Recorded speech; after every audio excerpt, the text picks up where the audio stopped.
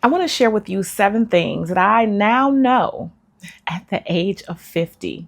I wake up every day as flesh and bones, humbled alone, weak on my own. Lord, you love me bare and natural. You meet me where I am. The very first thing is peace. Peace is the real flex. Now, I've known for quite some time that peace is something that I must have. But something happens as you begin to age and as you get older where it is a must have. It is a non negotiable. Peace must be a part of my lifestyle. It must be how I live, how I dwell. When I was younger, I thought success was loud. The applause, the recognition, the validation, the constant movement, the constant pat on the backs from people, and obtaining and gaining more stuff. But now I realize that peace is the most valuable thing I own, and I cherish it. See, peace is not passive. Peace is power under control. It's choosing not to respond, not to chase, not to explain what doesn't need to be explained. Protecting your peace is maturity. It's growth. It's understanding. It's wisdom. You don't have to prove that you've grown. Your calm will do that for you. Your state of peace will reveal your maturity. And when something costs you your peace, no matter what it is, it's already too expensive. The second thing I learned is that people's opinions are not my purpose. I no longer build my life around what people think of me. Opinions, they shift. People change. They don't remain the same, but obedience will always stand. Some people will misunderstand your decisions, your silence, your elevation, and that's okay. Because when you finally stop living for validation of others, you begin to walk in the revelation of who you are. And at this age, I've learned that people's opinions didn't call me, they didn't anoint me, they didn't sustain me, and they surely cannot define me. The third thing I learned is really interesting, and that is that excess equals stress. Excess equals stress. The more you have, the more you have to think about, the more cluttered your life is. I'm currently in a situation where I'm decluttering my house from all the things that I just don't need anymore. You know, I moved here from North Carolina from a 3-bedroom, 3,000 square foot ranch home, and I brought a lot with me. I got rid of a lot, but I brought a lot with me. And the older that I get and the longer that I live, I'm finding that I don't want to live a minimalist life, okay? Because I do love beautiful things and I like to have beauty around me, but I don't want too much stuff in my space anymore, if that makes any sense, because stuff doesn't just take up physical space, it takes up mental space, it takes up emotional space, and you don't even realize it. Think about when you clean your house, how much better you feel. When you make your bed, how much better you feel. When you get the dishes out of the sink and you can't see them, they're in the cabinet, how much better you feel. This is because your mind is able to breathe now that it has space. You know, clutter and things and stuff, it just distracts from the creativity that God wants to unfold in your life. You can't think the right creative thoughts because you're constantly battling all the things that your mind's eye is seeing around you in the form of too much stuff, excess. Okay. More is not always better. More can actually be bondage. And I used to think that saying yes to everything made me helpful, but it made me heavy. Busyness doesn't equal purpose. Simplicity is sacred. You know, being able to enjoy the simple things without always having to be on the go, always having to be on the run, always having to make a move, still living, of course, but not living so much of your life moving.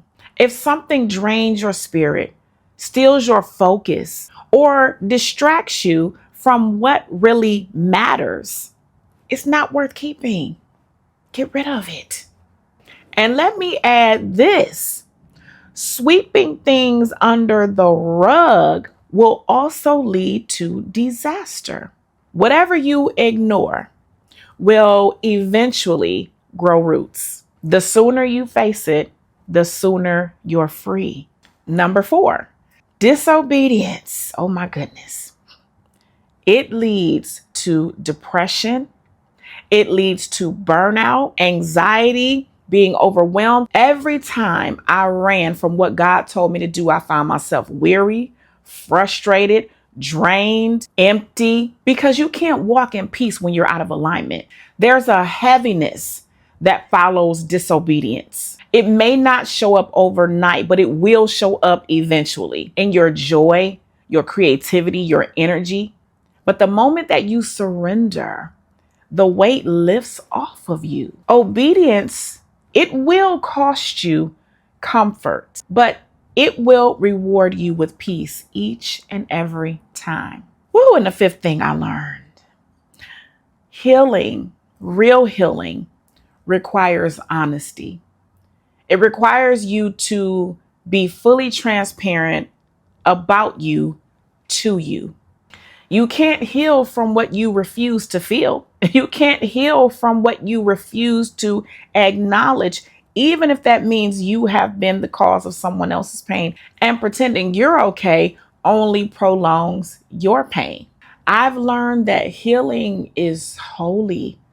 It's a God thing. It's a strength thing. It's not weakness. It's wisdom.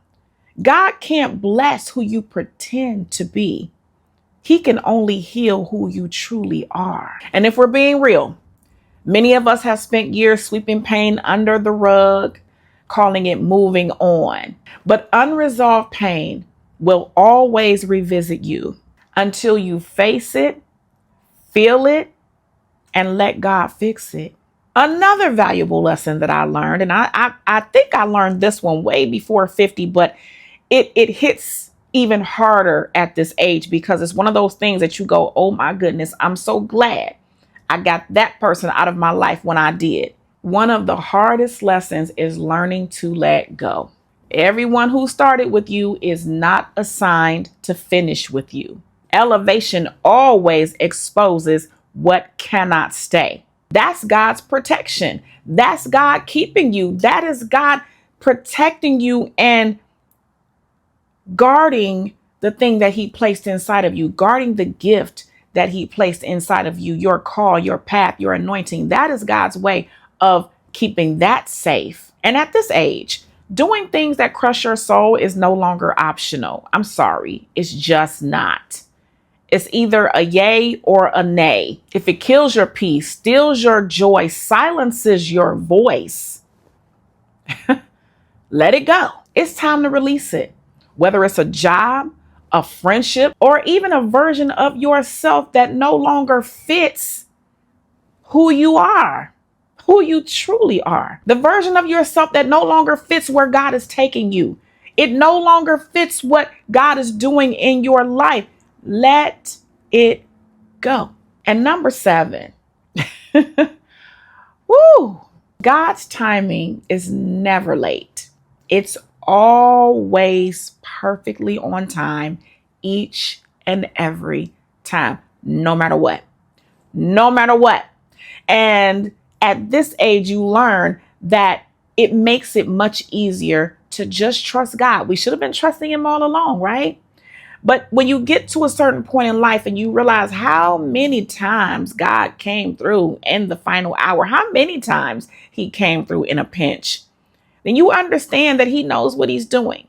So you don't have to control the clock. You don't have to control the dial and control the time and decide what time you think he needs to be there. He's going to be there just in time. I used to think that delays meant denial. But looking back, I can see that it was God protecting me from what I was not yet ready for.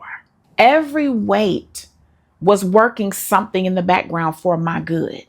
God's timing may not always match your calendar, but it will match your character. At 50, I've learned to stop rushing seasons and start trusting God's rhythm. And now I refuse to live beneath my best. I refuse to do it. And also, saying yes when I really mean no is no longer acceptable. We're not doing that. No means no. Okay? And maybe means maybe. It means we might or we might not. Okay? Not living in the very best of my ability is no longer acceptable. At this age, it's no longer acceptable. Because the second half of life, it's not about survival. It's about stewardship. It's about using the wisdom and applying it to your life and allowing it to flourish your life and allowing yourself to be better than you were because you have learned from all of the mistakes of the past and you have figured out yourself and you figured out people to a degree to understand that you are who you are who God called you to be, and you're not living for the opinions and the validation of others. The things that I now know at 50, I've learned them through tears. I've learned them through trials, through mistakes, through grace. So if you're younger, take this as a head start. And if you're my age, then you already know. We don't need perfection. We just need alignment. We need to be connected to the source of our life at all times. So in this year, my Jubilee year, I wanted to share some of these lessons because there are many more than the ones that I shared. These are just the ones that I felt compelled to share with you today. Understand that you are living your life for God, not man. And if God be for you, who can be against you? No one. Be blessed on today. I love you on today. God loves you so much more. Until next time, I'll see you soon.